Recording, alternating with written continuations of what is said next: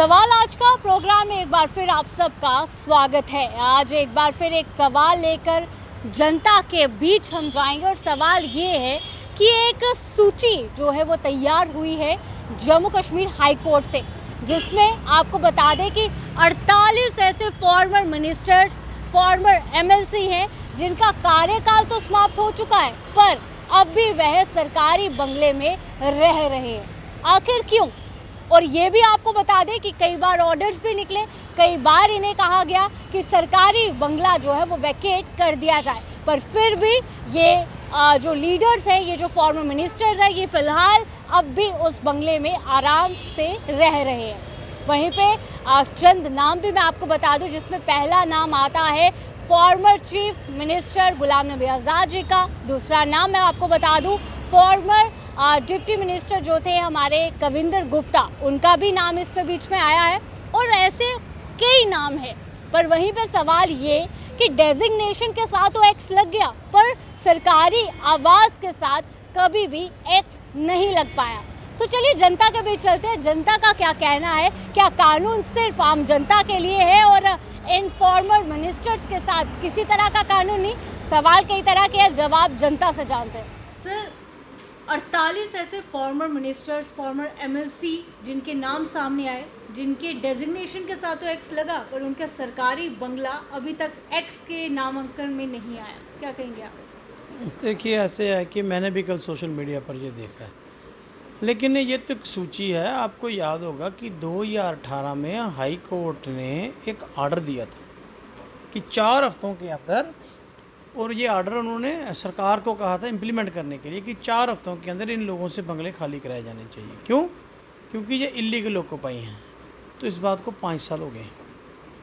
तो मैं तो बहुत दफ़ा ये कह चुका हूँ, हर एक पॉलिटिकल पार्टी कह चुकी है कि जब आप हैं नहीं, इंटाइटल्ड नहीं, एलिजिबल नहीं, तो आप इन बंगलों में क्यों बैठे? और 25-25 लाख रुपए के एक बंगले का बिजली का बिल जो है वो आउटस्टैंडिंग है। ना ये बिजली का बिल देते हैं, ना ये पानी का बिल देते हैं, और सरकारी बंगले में हैं, लेकिन इनसे पूछने वाला कोई नहीं। जो सरकार हाई कोर्ट के ऑर्डर को नहीं मानती, आप मुझे बताइए, लोगों के घर तो पीला पंजा चलाने चले गए।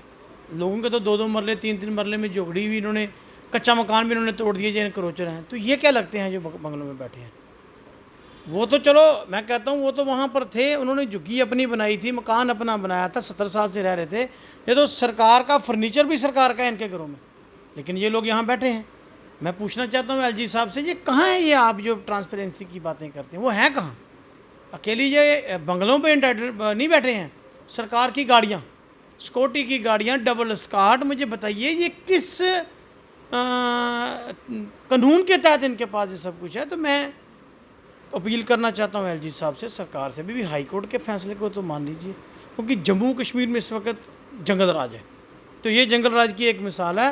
हाई कोर्ट का जो फैसला है वो सरकार मानने के लिए तैयार नहीं है। जी सर, आपका नाम? राकेश कौल।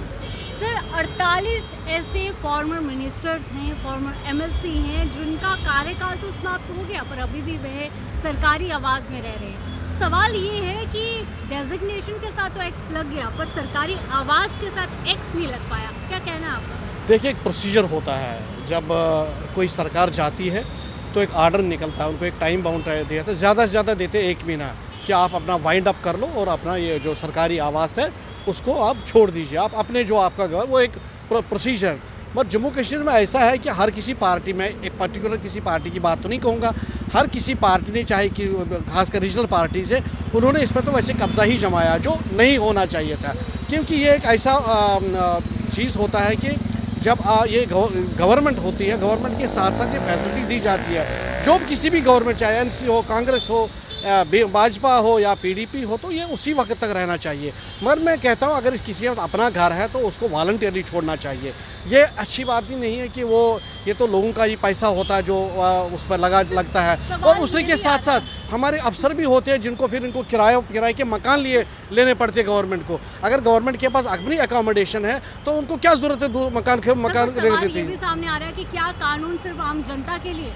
नहीं, वो तो दिखता है कि शायद आम जनता के लिए। आप खुद भी देख रहे हो कि मैं भी जब कभी अब किसी की बात चलती है तो हम यही कहते हैं कि अफसर अगर वो एसी कमरे से बाहर निकले तो एसी गाड़ी से बाहर निकले, वो भी देखे सड़क पे क्या है, समाज को क्या भुगतना पड़ता है, तो हो सकता है उनको भी अंदाज़ा हो गया। उनको अंदाज़ा इसलिए नहीं है कि उनको फैसिलिटीज़ मिल रही है उस किस्म की, तो इसलिए अगर एक बार वो निकलते और आम पब्लिक, आम जनता की तरह वो सड़क पे आ जाए और मार्केट देखे क्या है क्या नहीं है, तो बहुत फ़र्क पड़ता है। तो मेरा यही कहना है कि अगर ऐसी बातें हैं, सबसे पहले जो भी कोई लोग हैं, अगर उनके पास अपना आवास है, अपना घर है, चाहे अब मैंने ये भी सुनने में कि श्रीनगर में भी, जम्मू में भी, इवन दिल्ली में भी मन नहीं होना चाहिए। इससे एक गलत सिग्नल निकलती है और आवाम में वो विश्वास नहीं रखते फिर ऐसे लीडरों पर, तो इनको ये आवाज़ छोड़ना चाहिए।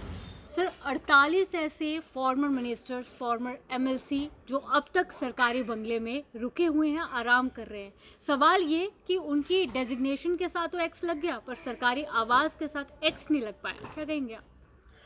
देखिए मैडम, पहले तो मैं आपका और नरेश जी का एक बहुत ही शुक्रिया अदा करना चाहता हूँ कि आपके माध्यम से ये एक मैं कहता हूँ कि हमारे जम्मू कश्मीर स्टेट में एक ये टॉपिक लोगों में अब आ रहा है।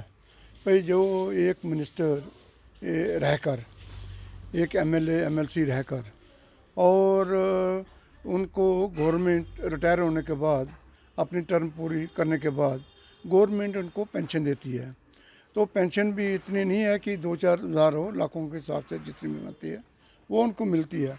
और उसके साथ साथ जो सरकारी बंगले हैं वो भी उन्होंने अपने पास रखे हुए हैं।